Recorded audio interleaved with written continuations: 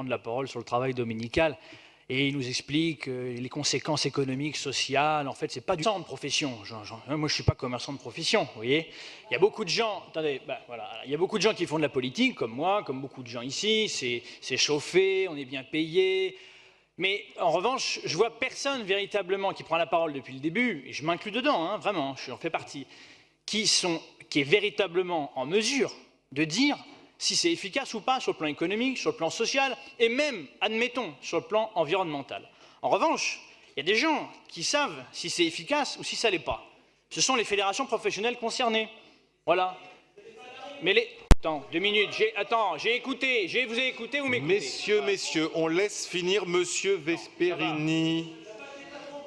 Voilà, c'est ça. Merci, allez. Monsieur. On laisse finir Monsieur Vesperini. Bref. Donc, moi, je vois quoi? Je vois une délibération dans laquelle on a demandé aux fédérations de commerçants concernés s'ils voulaient ouvrir 5 dimanches, 6 dimanches, 10 dimanches, 12 dimanches le maximum. 80% des fédérations disent on veut le maximum. Bien. Il y a même un certain nombre de fédérations, comme l'année dernière, qui disent si on pouvait faire 14 ou 15, ça nous arrangerait. Bien. Et c'est vrai, Rémi Ferraud l'a dit, il y a des fédérations qui disent nous, 5, 6, ça suffit amplement. Donc moi aussi, je suis contre la généralisation imposée du travail dominical. Mais simplement, je dis juste que ce n'est pas à nous, les conseillers de Paris, tous autant qu'on est, de décider qui va travailler le week-end. Bien. Et j'étais payé double. Et je sais très bien pourquoi j'étais payé double, parce qu'il y a le Code du travail.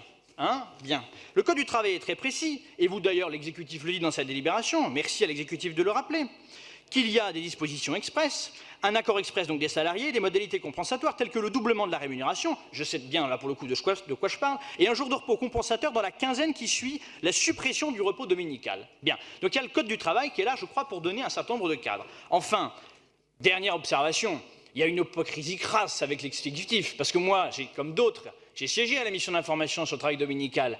Qu'est-ce que je n'ai pas entendu à ce moment-là de la part de l'exécutif?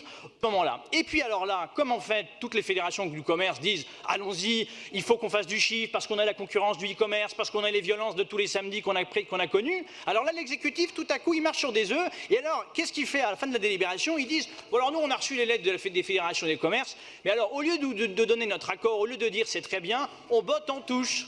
Et on transmet tout ça au Conseil métropolitain qui va se prononcer avec un avis conforme. Heureusement que la loi est là, madame la maire adjointe chargée du commerce. Heureusement que la mairie n'a pas à se prononcer sur cette situation. Parce qu'évidemment, vous avez une majorité qui tire tellement sur sa gauche que vous ne pouvez pas vous prononcer. Vous ne pouvez pas reconnaître le bon sens. Voilà. Et vous devriez le faire pourtant. Mais ça ne sert à rien de s'énerver. Ça sert à rien de s'énerver. Donc je trouve cette hypocrisie où on marche sur des œufs du côté de l'exécutif, c'est assez cocasse. Mais je pense que personne n'est vraiment dupe de ça par rapport à Bordeaux.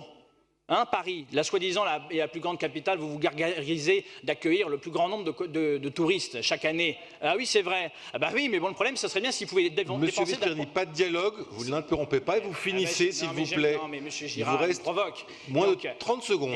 30 secondes. Donc voilà, donc juste pour dire que non, les années se suivent et ne se ressemblent pas. En réalité, sur le plan économique, nous prenons du retard. Nous prenons du retard par rapport, donc je le disais, à des villes de province comme Bordeaux. Nous prenons du retard par rapport à des villes qui sont pourtant d'une culture catholique très hostile à l'ouverture dominicale, comme Varsovie, comme Rome, comme Madrid. Voilà. Et nous, on est là en train de dire ah bah oui, on ne sait pas trop, et on refile la patate chaude à particulier à les métropoles du Grand Paris. Voilà ce que je voulais dire.